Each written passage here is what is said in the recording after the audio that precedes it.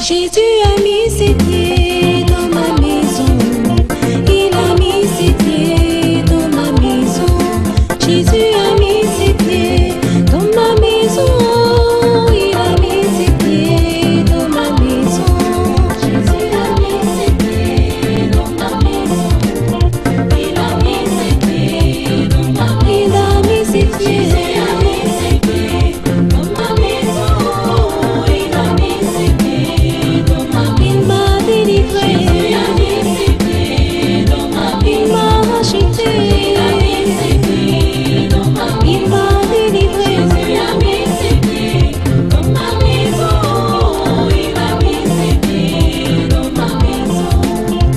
J'ai reçu Jésus dans ma maison.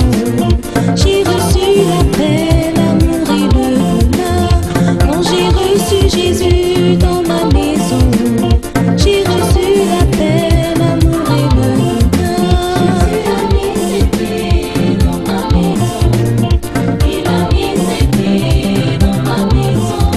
Jésus a mis ses pieds dans ma maison. Picsou, mais Picsou n'est pas mauvais parce que chaque franc compte. Hein? Chaque franc compte. Mais tu aurais pu prendre un bon, mais le coup comme ça, tu dis, papa va payer. Tu comprends? Je suis comme Dieu. Je suis le papa de tout le monde. Ah, j'ai donné pour 25 francs.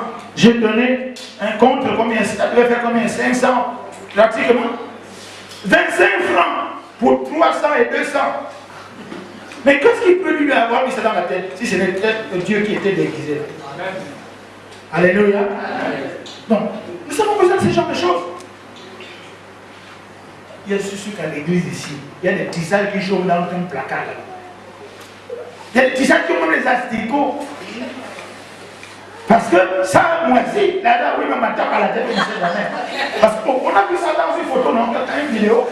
Les asticots qui étaient dans un tisage. Hein? On avait vu ça. Ça fait, c'était viral sur le net, là, non? Waouh! Tu marches là, tu crois que c'est pour ces calmes les asticots. Ça c'est fort, hein? C'est la sorcellerie, ça c'est sûr. Alléluia. Je continue. Écoutez.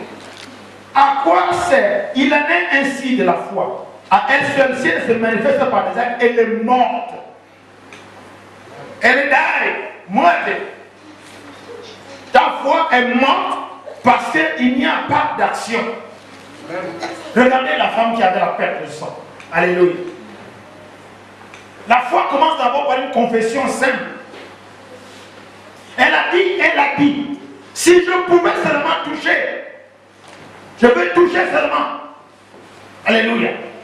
Elle a dit ça d'abord, elle a conçu dans son cœur, elle a dit, et elle s'est mise en action pour aller toucher le vêtement. Alléluia. Amen.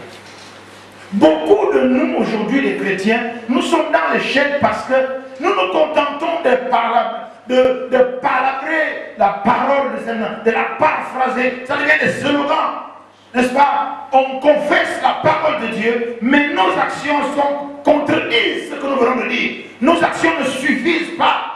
Alléluia. Or, le thème, c'est les actions correspondantes à la foi. Tes actions doivent correspondre à ta foi. Alléluia. En ce moment, j'ai le choix. Beaucoup sont en train de cotiser pour que j'aille à la retraite là-bas. Mais quand je regarde les actes de la foi, je dis, bon, écoute Seigneur, fais comme ça. Ce qui me dit de faire, c'est ce que je fais. C'est tout. Alléluia. Je continue maintenant. Mais si tu as la foi, moi j'ai les actes, alors je répondais, montre-moi comment ta foi peut exister sans les actes, et moi je te montrerai ma foi par les actes. C'est celui qui pose des actes qui a la foi. Amen. Ils disent même pas Amen. Amen. Alléluia. Amen. Cette femme-là a dit, celle qui avait la perte de sang, l'acte, elle a dit, si seulement je peux toucher. Elle est allée et elle a touché. Je suis sûr que ce n'était pas aussi facile qu'on le dit là. À l'époque de Jésus, il avait une sécurité entre lui, c'est-à-dire que ses disciples, là où j'étais à mon pont chez Daddy Warming, Tous ces évêques ont fait un grand carré. C'est-à-dire pour arriver à lui, il faut au moins une affaire de 25 à 30 mètres. Mais c'est carré comme ça là. Il est debout au milieu de la cour, une grande cour de la chapelle principale. Parce qu'il y a la chapelle principale plus 3 autres chapelles qui ont la même contenance. Il est là debout avec son adjoint, le bishop Saki. Mais les évêques ont fait un carré géant. Pas question. Tu dis, mais attendez, nous sommes venus tous pour le voir et l'écouter. Non, vous n'avez pas accès, je suis désolé. Alléluia. Je suis sûr qu'à l'époque de Jésus, c'était comme ça. Il dit, non. Il dit, je vais passer même par derrière. Mais c'est par derrière qui est même plus dangereux. Parce que le président, en face de lui, en dehors de quelques torpilleurs, n'est-ce pas, non? Mais toute la sécurité derrière, autour, n'est-ce pas, non? Mais il a dit, comment il a pu doubler Pierre? Comment il a pu doubler Barthélemy? Philippe? Comment il a pu doubler Jacques?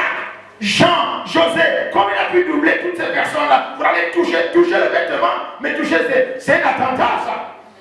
N'est-ce pas, non? Quelqu'un qui vient et puis touche le vêtement de votre maître. Quoi? Et la Bible déclare qu'il y a une décharge de puissance. Tu manques de puissance.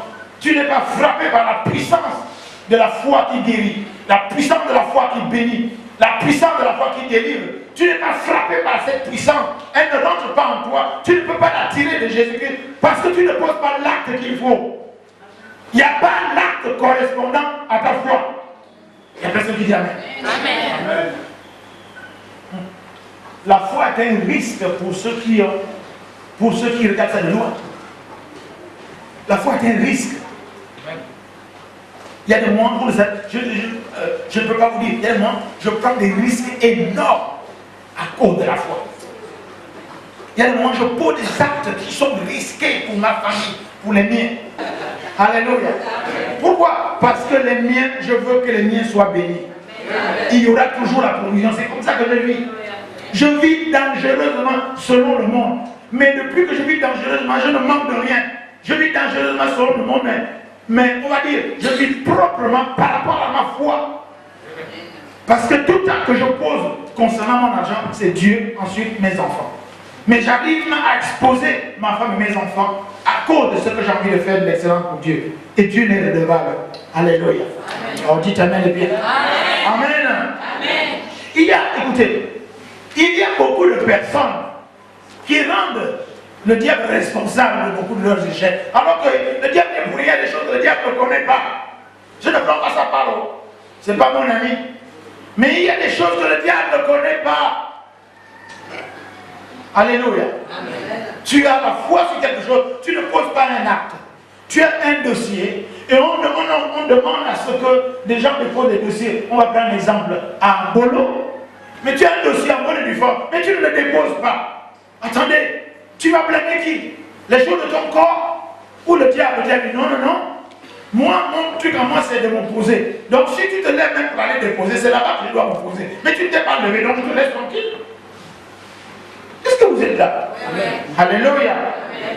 Oh, les actions de celui qui met la parole de Dieu en pratique, ce sont les actions de victoire. Amen. Amen. Amen. Deuxième point, on va terminer avec ça maintenant. Deuxième point. Le premier point, c'est la foi rendue parfaite. Ok? Donc on a vu Jacques 2, 14 à 22. Deuxième point maintenant, Matthieu 7, 24 à 27. Les tempêtes de la vie. Matthieu 7, versets 24 à 27, les tempêtes de la vie. Désormais, je viens toujours maintenant enseigner comme en conférence. L'application de feu, de transpiration, je suis plus là. Je laisse à votre bergère qui va faire le chaud avec. Alléluia. Dites Amen bien. Matthieu 7, verset 24 à 27. Il est écrit. Ainsi, tout homme qui écoute la parole de Dieu, que je viens de dire, et la met en pratique, sera semblable à un homme intelligent qui a bâti sur sa maison. Qui a bâti sa maison sur le roc. Un homme intelligent. Celui qui écoute la parole de Dieu et la met en pratique est semblable à un homme intelligent qui bâtit sa maison sur le roc. Regardez, la pluie est tombée, les rivières ont débordé, les vents ont soufflé avec violence contre cette maison, mais elle ne s'est pas écoulée car ses fondations avaient été posées sur le roc. Amen. Alléluia. Regardez maintenant. Mais un homme qui écoute la parole que je viens de dire et ne la met pas en pratique est semblable à un homme insensé qui a bâti sa maison sur le sable. La pluie est tombée, les rivières ont débordé, les vents ont soufflé avec violence contre cette maison et elle s'est écroulée. Sa ruine a été complète. Alléluia. Écoutez-moi bien. Regardez. Les tempêtes frappent tout le monde. On va d'abord parler à la manière de tout le monde de façon normale. Quand le vent souffle, la Bible dit, il souffle sur les riches et sur les pauvres, n'est-ce pas? Donc, les tempêtes de la vie touchent tout le monde. Ces tempêtes, on va les montrer de manière de façon spirituelle, ce sont des tempêtes financières, ça touche tout le monde. Alléluia. Attendons un peu. Les riches, même s'ils sont riches, ils ont les tempêtes à leur degré. Ils peuvent tout perdre, surtout ceux qui font des spéculations. Ils peuvent tout perdre à n'importe quel instant. Alléluia. J'ai vu sur un document, sur la France 24, le Cameroun qui s'est décidé pour organiser la CAN, n'est-ce pas, non? Mais les gens avaient déjà investi, n'est-ce pas, en attendant cette CAN-là, qu'est-ce qu'ils vont faire? C'est beaucoup de pertes. Et s'ils ne sont pas assurés de l'Afrique, on n'a pas le reflet de l'assurance. Donc, c'est une perte. Quelqu'un qui a dit non, moi j'ai misé 4 milliards, j'ai augmenté la capacité de l'hôtel, maintenant comment je vais faire, hein, c'est plus rentable pour moi là. Et puis même si c'est dans 4 ans maintenant que le Cameroun a reposé maintenant, bon, on fait comment là? C'est terrible. Alléluia. Donc, maintenant on dit, Dieu lui dit, je veux menacer celui qui dévore. Si tu me payes la dîme et le franc, je vais menacer celui qui dévore. Je menace celui qui dévore ta vie. Dieu dit, tu payes la dîme et le franc, je protège le mou, je protège tes greniers, je protège tes champs, je protège ta maison, je protège tes enfants. Parce que la tempête financière là, ça va faire en sorte que les gens tombent malades tout le temps dans ta maison pour te dévorer l'argent parce que tu ne payes pas la dîme. Et puis, regardez les citoyens, tous les citoyens gabonais qui travaillent, vous payez l'impôt, non? Que vous le voulez ou pas, vous coupez ça à la source, n'est-ce pas, non? Mais la dîme, le franc, c'est l'impôt du royaume des cieux. Nous sommes du royaume des cieux. Vous ne voulez pas, mais cet impôt du royaume des cieux ne t'est pas imposé. Tu dois le faire volontairement et Dieu te dit, hein, si tu veux payer l'impôt, voici, je vais répandre sur toi la bénédiction en abondance. Je vais ouvrir les écluses des cieux et on dira bienheureux celui qui sert l'Éternel. Dit, je vais ouvrir les écluses des cieux. Je répand sur la bénédiction. Je vais menacer celui qui dévore. Amen. Dieu dit, moi je m'engage Dieu, tu donnes le 10e de Dieu. Je vais menacer celui qui dévore tes projets. Je vais menacer celui qui dévore le fait que tu n'arrives pas à te marier ou bien à garder correct. Je vais menacer celui qui dévore l'intelligence des enfants. Je vais menacer les sorciers de ta famille. Je vais menacer les sorciers, les jaloux qui sont contre toi. Moi Dieu, je vais les menacer. Amen. Alléluia. Amen. Ça c'est la tempête financière. Dieu dit, écoute, pour être à l'abri du désordre financier, donne-moi la partie maudite, sur la 10e. Les 2 parties, moi Dieu, je vais te les protéger. C'est extraordinaire. Alléluia. Amen. Écoutez, regardez-moi bien. Je ne suis plus au stade. Je parle avec les gens. Tous les revenus, je paie ma dîme régulièrement. Tous les loyers, tout bel revenu, elle est là. Elle est là, il n'y a pas de... Non. Je suis le premier à payer, comme j'ai fait là ce matin. Je suis le premier à payer ma dîme et la dîme de tout. Écoutez-moi bien maintenant ce que j'ai envie de dire. Je ne suis plus au stade de la dîme. Je suis tourné avec moi depuis longtemps. Mon mot avec moi. Après avoir payé la dîme et après avoir acheté à manger, le reste part où? Chez Dieu. Les enfants sont là. Ce qui veut dire que la dîme est, on va dire, aléatoire maintenant, dans ce sens que ça ne m'influence plus. C'est un réflexe normal. J'obéis d'abord et je mets en pratique. Maintenant, ce qui reste, c'est pour ça que je fais toi mes gens, allons acheter à manger en gros. Pour eux, parce que moi je ne mange pas les embaumés. Moi je mange bio tous les jours. Tous les jours. Vous voulez me nourrir, c'est chaque jour. Chaque jour. C'est pas que c'est différent, non. Je peux seulement s'asseoir. Alléluia. Donc, si je regarde ce que je suis en train de dire, c'est qu'en réalité, je donne les 10%, mais ce qui reste, c'est nettement au-dessus des 10%, sinon 3 ou 4 pas 10%. Donc je donne tout, après avoir payé la dîme, donné l'offrande, ce qui reste, je couvre les besoins de ma maison, le reste repart à l'Éternel. Je pensais que j'étais un monstre quand je faisais ça. Quand j'ai lu les livres de Zacharias Tanefomon, lui il était arrivé, il dit de Dieu on échange. Lui et ses enfants, parce qu'il avait des filles évêques aussi. Il dit à sa famille, nous on va baisser. Dieu a dit 10%, nous on donne à Dieu 90, nous on garde 10. Dieu, il y a que 10 dedans, mais nous on ajoute 80. Alléluia. Et c'est donc un intellectuel, un professeur en chimie organique. Vous connaissez le Camerounais, hein? Zacharias Tanefomon. Alléluia. En biomécanique, je crois qu'un professeur agrégé de l'université. Alléluia. Voilà. Les tempêtes dans nos vies, nous parlons de la tempête financière, les tempêtes arrivent à tout le monde. Donc, le problème c'est quoi? Si ce n'était que, on va dire, si ce n'était que adressé seulement aux chrétiens, on dirait oui. Mais les tempêtes arrivent dans la vie de tout le monde. Mais vous allez voir que ceux qui, effectivement, mettent en pratique la parole de Dieu, les tempêtes financières passent outre. Ce sont les gens là qui s'en sortent.